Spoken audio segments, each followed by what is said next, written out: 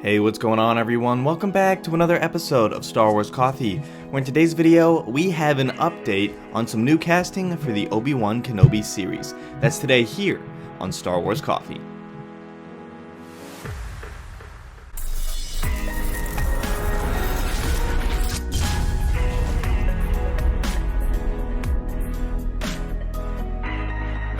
Greetings, Exalted Ones. Welcome to Star Wars Coffee, the only place on the internet that you need to stay up to date with all things Star Wars. We're talking the latest Star Wars news, leaks, and of course, as always, giving you my analysis. Channel memberships are now live, and for $1.99 a month, you can get exclusive videos from me weekly as we rewatch the entire Star Wars series together.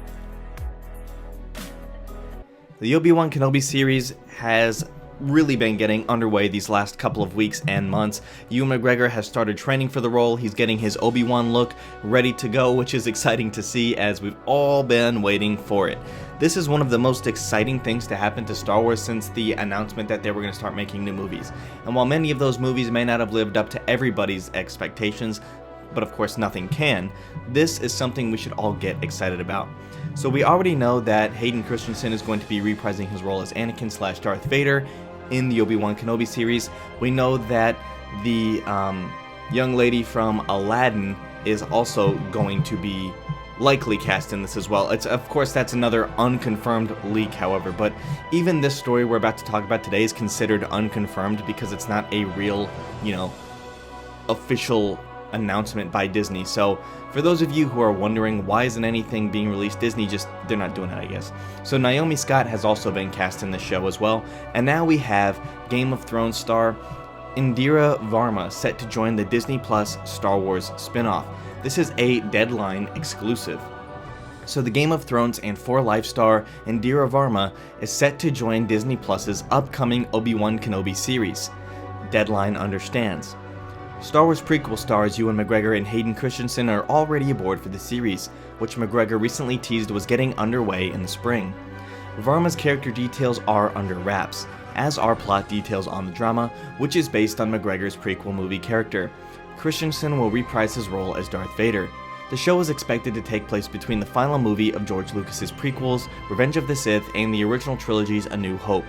Ewan McGregor also confirmed last month that the series will be directed by Deborah Chow, who directed 2 episodes in the first season of The Mandalorian, and that it will use the same technology as The Mandalorian, the stagecraft tech, in which shows detailed SFX backgrounds are projected onto ultra-high resolution screens behind the actors.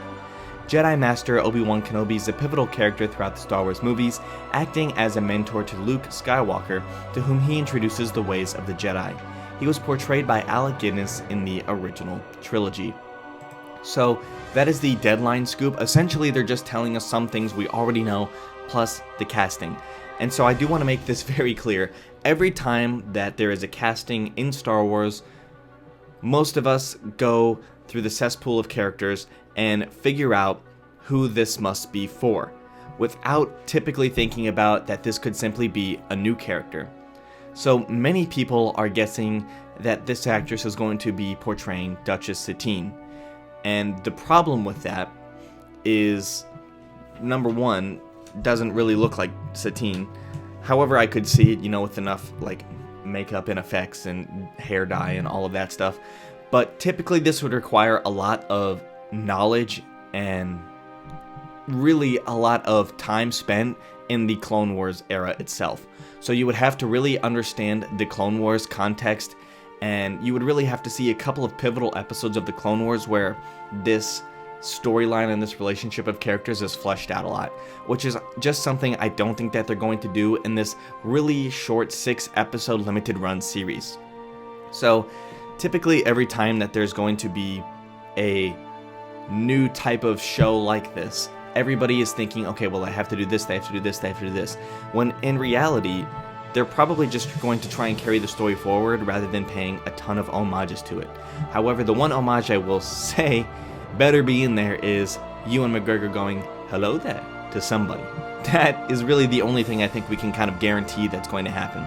So Satine is also a different beast altogether other than like Ahsoka and Mando, which is what I hear a lot of you saying next. You're saying, but they brought in Ahsoka and Boba Fett. Yeah, but those characters don't have like an extensive relationship with Mando, such as Satine does with Obi-Wan. So this is pretty different. So Mando had no connection to any of these characters, so we're really learning about them through his lens to begin with anyway, and so the audience really only needs to know as much as he does about them, which is why that works. Satine is different because she would have to be in flashbacks because Clone Wars spoiler, 3, 2, 1, she's dead.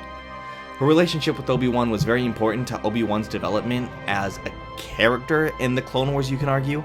However, they'd have to spend a lot of time establishing why, because they can't really expect people to go watch all 7 seasons of the Clone Wars to get the full context of Obi-Wan's character arc from the Clone Wars to Revenge of the Sith to this. So that's really pretty much not going to happen considering this is a 6-episode series. However, I did just want to flesh that out, that this is likely a new character, and I just wanted to give you guys the reasons of why, as well as the casting news itself.